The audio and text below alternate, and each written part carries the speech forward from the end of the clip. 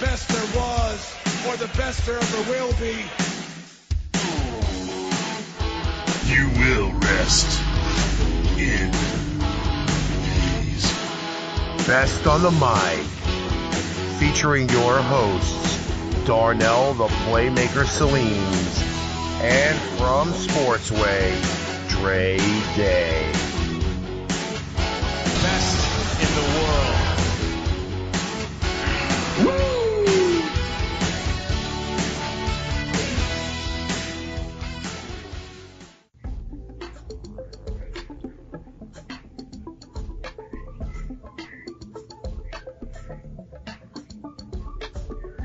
All right, ladies and gentlemen, welcome to the Best on the Mic tournament.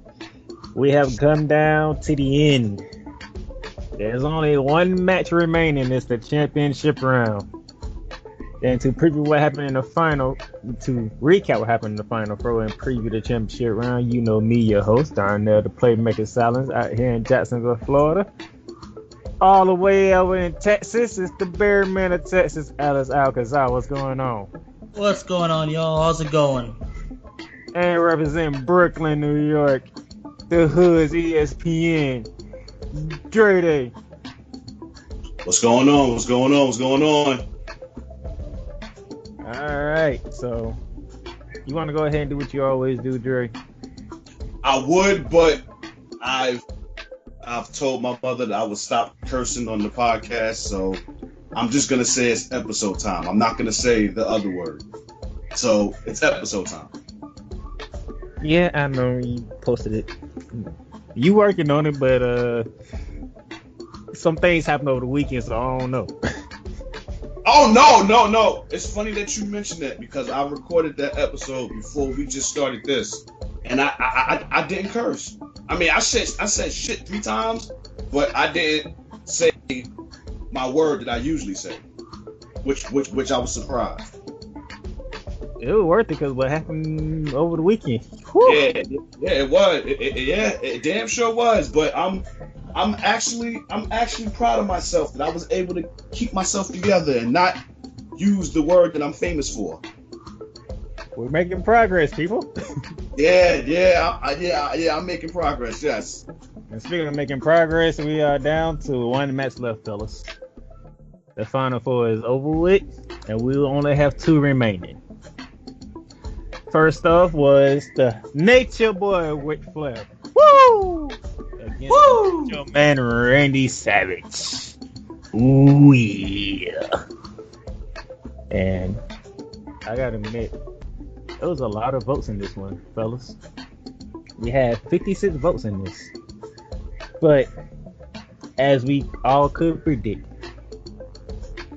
it was the Rolex Ram, Diamond Ring Ram, Kiss Stealing, Reelin' Dylan, Son of a Gun, Ric Flair, taking out the Macho Man, 33-25. Mr. Dre, I come to you first. That got a lot of votes. Well, the Final Four was surprising, but the person that's going to the title match, I'm not surprised with, because once we came up with this, Ric Flair, I knew was going to be in the finals. I knew he was going to be there. There was no doubt in my mind. I'm happy that Macho Man got, the amount of votes that he got. What was it again? You said 34-25? Yep. Wow. Yeah. I'm impressed that he got, a decent turnout of votes, but I'm not surprised that the Nature Boy is going to the finals. I'm not surprised at all. This was very predictable. Certainly was, and the way I like to see it is the figure 4 leg lock versus the flying elbow smash. They say submission holds are way more aggressive than regular finishes. That figure 4 leg lock, it is painful, man. But this was about the being best on the mic. I mean, Ric Flair had been around for so freaking long. I mean, Macho Man too, but Ric Flair was known for being around for so long and doing all these crazy things as Macho Man, but when people think about wrestling, I mean, Ric Flair comes to mind sometimes more than Macho Man, but for some others, it's the other way around. But let's be honest, Ric Flair is the dirtiest player in the game, and that's not because of his tactics, but how he was on the mic. So, Ric Flair's legacy, it speaks for itself, y'all. Let me ask you this, Dre. What's up? You're the Elsman States of the group. What did this tournament allow fans to show their respect and admiration for the Macho Man? You said did it show it? Yeah. Yeah, it did. It did, because if you was to ask, like, when we constructed this tournament, if you would have, I don't know if you did it, but if you would have put up a question or a survey and asked people what their Final Four matchups would have been, I don't think that many people would have had Macho Man in there. So the fact that he got in there, that right there tells you the people who have voted have that much respect for Macho Man, for them to make sure that they did the voting that they can to get him in the Final Four. So yeah, so I believe so. Because if you would have put this bracket up and then just had people vote on what the Final Four is going to be before people started voting, I don't think that many people would have had the Macho Man in the Final Four. But it's a good thing that he got there, though, and I'm glad he got there. Now, Bearman, I asked this question because people, when you talk about general wrestling in general, most people don't bring up Macho Man. It's Hulk Hogan, Roddy Piper, Ric Flair, Rock, Austin, Undertaker, the usual John suspects. Cena. And that's really sad, too, because Macho Man is one of the most unique characters of all time. I mean, it's the character himself, his finish elbow, the wrestling gear, his entrance music. It was all unique. Macho Man made it to the Final Four, but he went against Ric Flair. You know who I compare Macho Man to? Not to cut you off. Who? You a football fan, so y'all familiar with Lawrence Taylor? Mm-hmm. Lawrence Taylor did a lot of his terror high as a kite. Macho Man did a lot of his high as a kite as well. So, yeah, I dig it. Speaking of Lawrence Taylor, he competed at WrestleMania 2 against Bam Bam Bigelow, I believe. WrestleMania 11. Oh, it was WrestleMania 11? Okay. Yeah. I mean, if you put, you know, both ones together, it is WrestleMania 2. Well, that was the first Final Four matchup. Then Nature Boy is on to the championship round. Who will he face in the championship round? Because when we last left, y'all, both of my brothers here, they couldn't pick because it was the Attitude Era rivalry all over again. The Texas Rattlesnake, the toughest SOB, Stone Cold Steve Austin versus the Jabroni beating, pie eating, trailblazing, eyebrow raising, kicking candy ass left and right, The Rock. Dre, you thought this would be the most voted one that we get. I definitely did. I definitely did. It wasn't the case. I tried to make it the case because I tagged so many people. I thought a lot of people would, you know, turn up for this one because, again, I mean, like you just said a few minutes ago, like when you think of when you think of superstars, the most popular names, obviously Austin and Rock. Austin and Rock is in everybody's Mount Rushmore. I don't care who you ask. Austin and, well, let me not say anybody you ask, because I'm quite sure these little young Thundercats don't even know who Rock and Austin is. But if you ask real hardcore wrestling fans who's in their Mount Rushmore, those two names will be up there, Rock and Austin. And I've tried to tag as many people as possible so that they can, you know, join in on this, but only a few of them did. But,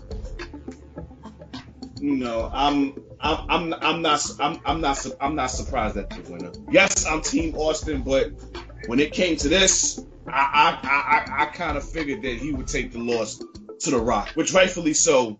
It's very well deserved. Very well deserved.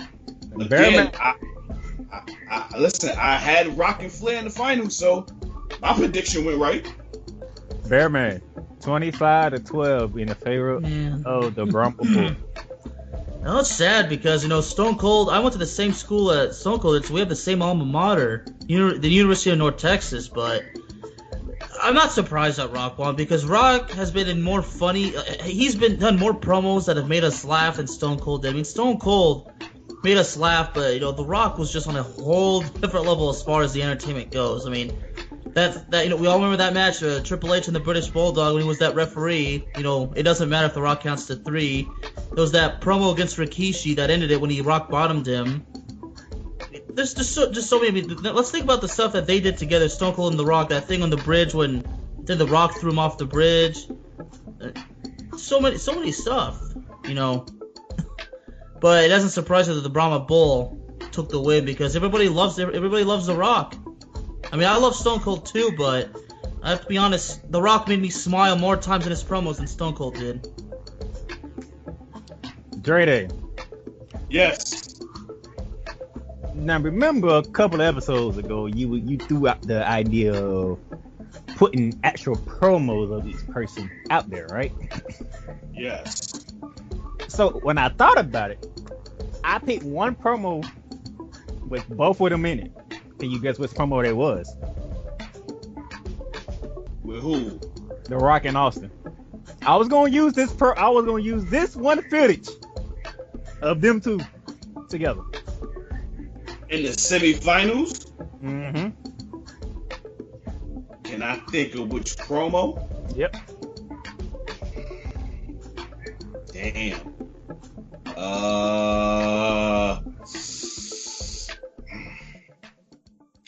I know it's a promo dealing with a WrestleMania. I know that for sure.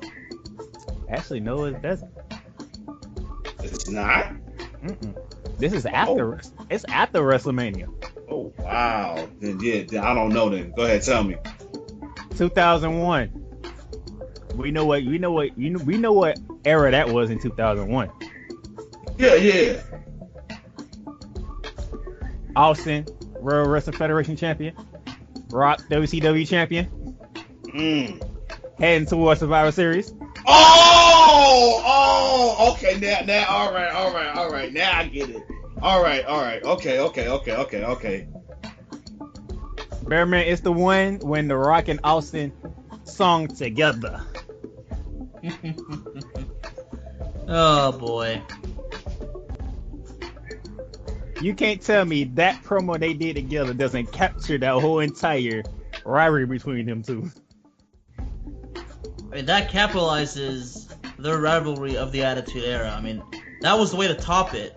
Because the Attitude Era was almost coming to an end, so they had to finish it in style. I know they had to get a kick out of this backstage when it was done. Which reminds me, how in the world was they able to not laugh at each other the whole time they was in each other's face? That tells you how much of true professionals they are. That couldn't have been me. I'm sorry, because I'd have been laughing too much. But that tells you how deep rooted they are and respected their craft. Where it's like, yo, we can't. When the cameras is on, we cannot break character. Now, obviously, when the show is over and the fans are still there, we can let our hair down and now we could just laugh at each other and yada yada yada. But when them cameras is on and millions of people are watching at home, we gotta stay in character. No matter how funny or hilarious it is, we gotta stay in character. We gotta make this look believable as possible. So yeah, kudos to both of them because they're both obviously they're great in-ring performers, but this is about better on who's the best on the mic with all of these people that was in it. And obviously, Both of these guys got to the Final Four, which deservedly so. But only one of them could advance, and for me, in my honest opinion, the right guy advanced. It was the Brahma Bull. The Brahma Bull deserved to be in the finals. I called it. I said it would be him and Ric Flair, and now I don't know who's gonna win the final. But my matchup was right. Now I'm just trying to figure out who's gonna win. So that does bring us to our championship round. The Nature Boy Ric Flair versus The Rock. Mm-hmm. Bearman, Yeah. when you hear Ric Flair versus The Rock, what comes to mind? What comes to mind is you got the old school, you got the it's like the NWA, WCW versus the World Wrestling Federation. You got the old school fans from back then to the fans like you and me, like from the fans who were watching as a kid in the Attitude Era. I want The Rock to win, but really, you know, I want The Rock to win, but I don't know if that's I don't know if I can make that prediction because let's be honest. I mean, here's why the reason The Rock should have the advantage, because when we think about Rock's promos, we think more about Rock's promos than Ric Flair's promos. I mean, like you can't think about things like, remember The Rock that heel promo in Toronto? Y'all remember that, right? Was it? Damn, I'm trying to think. What he was singing and he was dissing the Toronto. Yeah, Yes, I mean that's arguably his best heel promo of all time. But for Ric Flair, I mean, when I think of his promos, I mean, the ones I personally enjoyed was that one he did on Triple H in 2005 when he ripped that bandage off his head and started bleeding after he got attacked with a sledgehammer. Yes. Like Ric Flair tells the story about he survived a plane crash and everything, and then that one with those promos with Mick Foley in 2006 when they were literally like, it was all in character, it was all in the script, but it was based on the real life heat of like hating on each other and actually criticizing each other's careers. That's when I think of Ric Flair. I mean, his promos back in the NWA and, you know, Jim Crockett Promotions and WCW. I mean, I've seen some of them, but like they don't come to my mind. I mean, The Rock comes more to my mind than Ric Flair. I mean, especially overall, but because when it comes to Ric Flair, I don't remember anything previous in Evolution. I mean, Evolution's basically like, that's when I started watching Ric Flair deliver those old promos. So, this is it. It's either Ric Flair or The Rock Nature take- Boy or the Brahma Bull. to take the crown of best on the mic. This is gonna be interesting to see who's gonna do this. You know what I'm thinking about, fellas? Before putting the match up, I'm thinking one post I'll put a promo of Ric Flair, on another post I'll put a promo of The Rock, and then the day after I put the match up.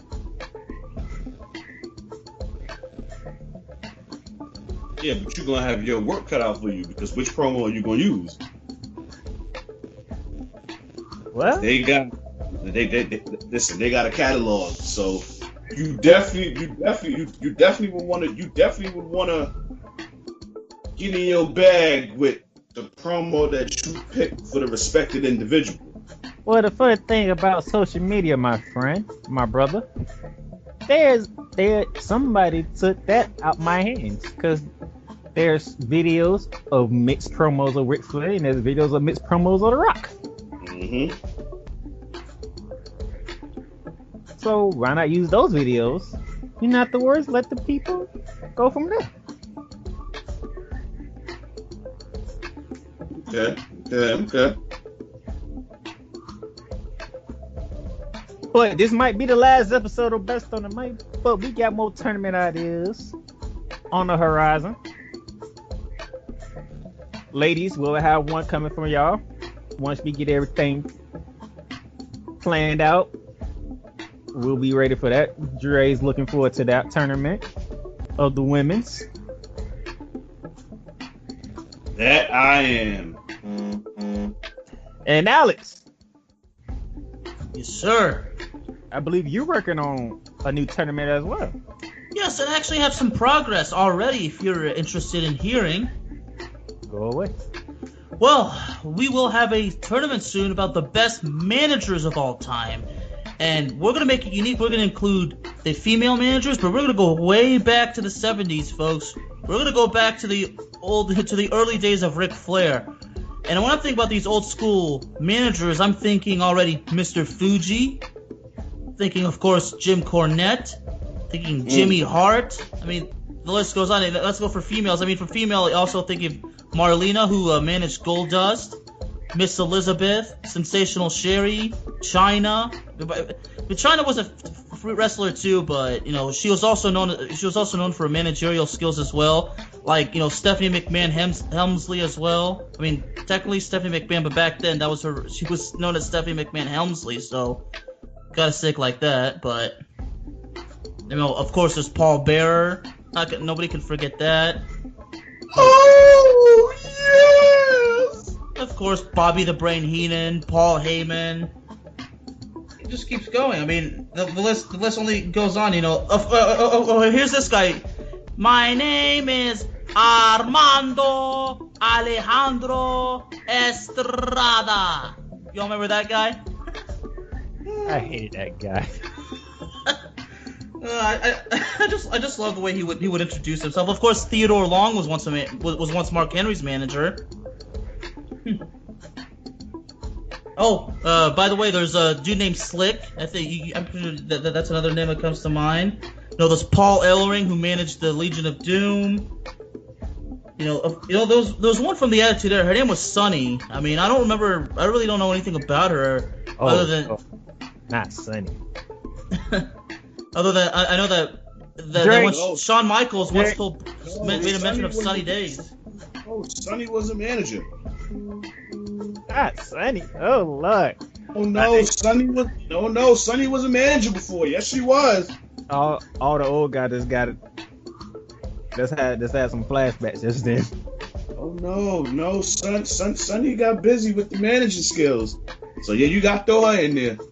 Yeah, well, let's keep going old school. The Grand Wizard, Captain Lou Albano, Freddie Blassie.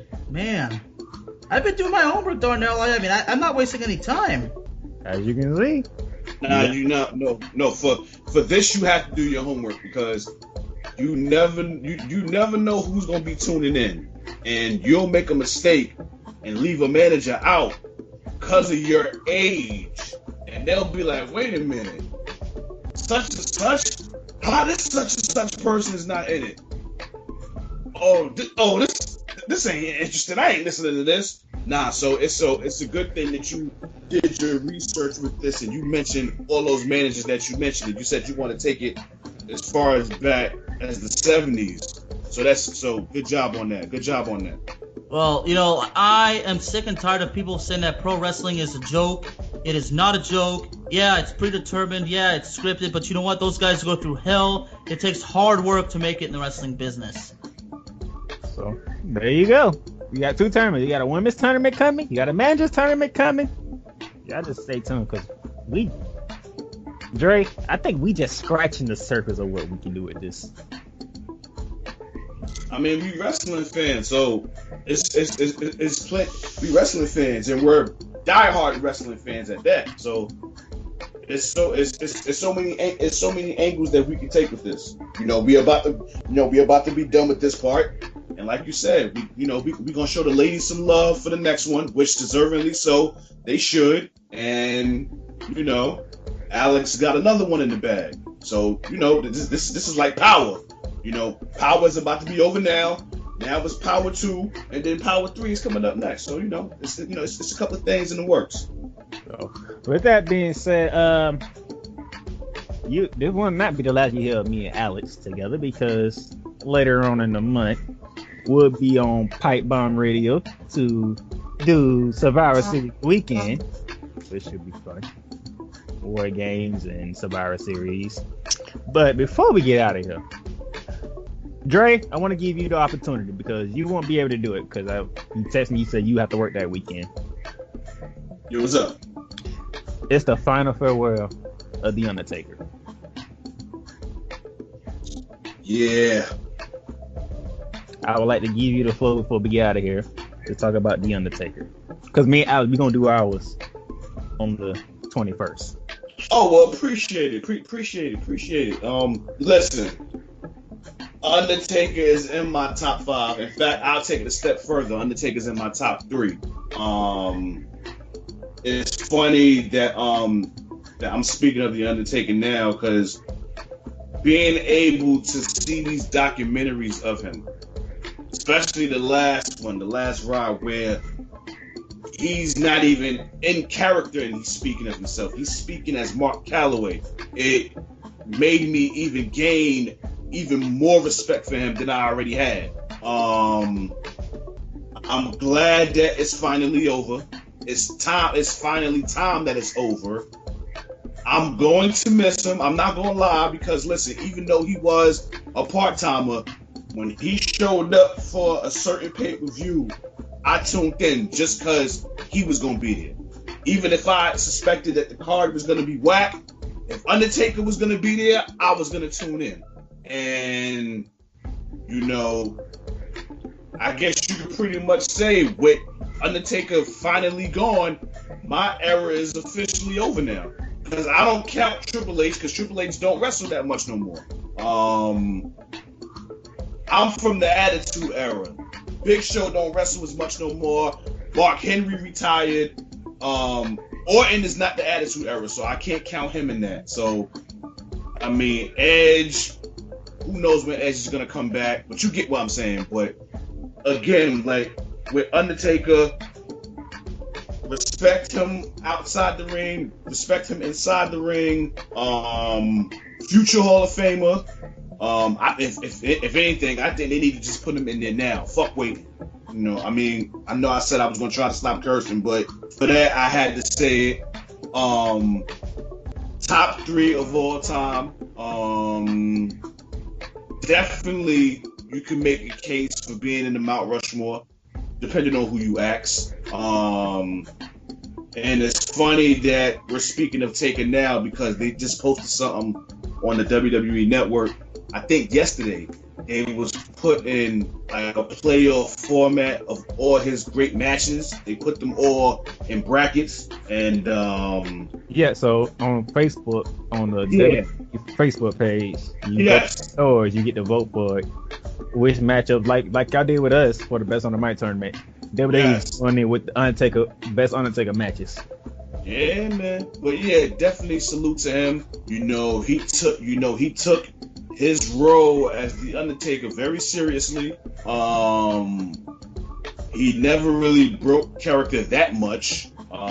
Even though there was times Booker T tried, a couple of times Booker tried, it didn't work. I know it was one time Kurt Angle tried.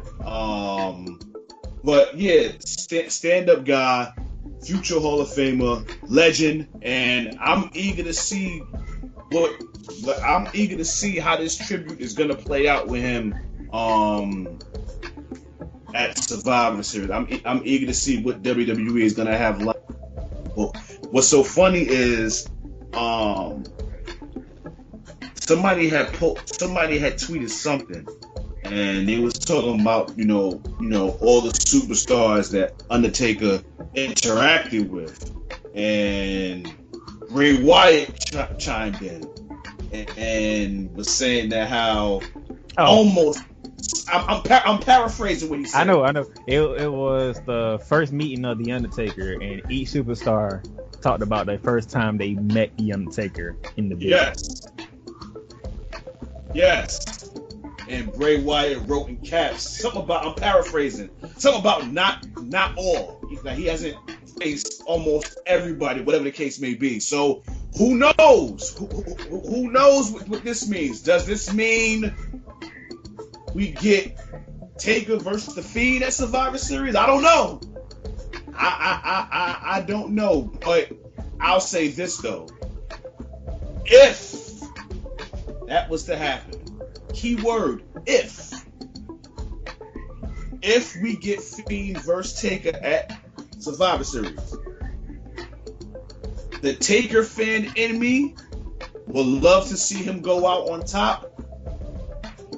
But as much as we've now gotten to know Mark Calloway, he would do what is right for the business. And the right move would probably be put the Fiend over. So let's see what happens. Let's see what happens. I was just intrigued with that though. But Undertaker, salute to you. Congrats on your official retirement coming up soon. Enjoy the marriage life with the lovely, beautiful Michelle McCool. Enjoy fatherhood with your baby girl daughter. And again, just salute to you. You deserve all the props. You deserve all the roses. And again, top 3 of all time, man. I don't think anybody can dispute that. Well, you heard it here first. That's Dre Day's take on 30 years of The Undertaker. Going down for the final time on Survivor Series. Me and Alex and possibly Ricky will give our thoughts when we preview Survivor Series weekend with NXT TakeOver War Games and Survivor Series. With that being said, Bearman, any final words? Well, I can honestly say it's only fitting that Undertaker officially retires at Survivor Series because that is where his career began. At least that's where the Undertaker character started, at the 1991 Survivor Series. Mm-hmm. So it's only fitting. It ends where it began, 30 years later. All right, for Bearman out in Texas, Dre Day over in Brooklyn. I'm your host down at the Playmaker Silence out in Jacksonville, Florida.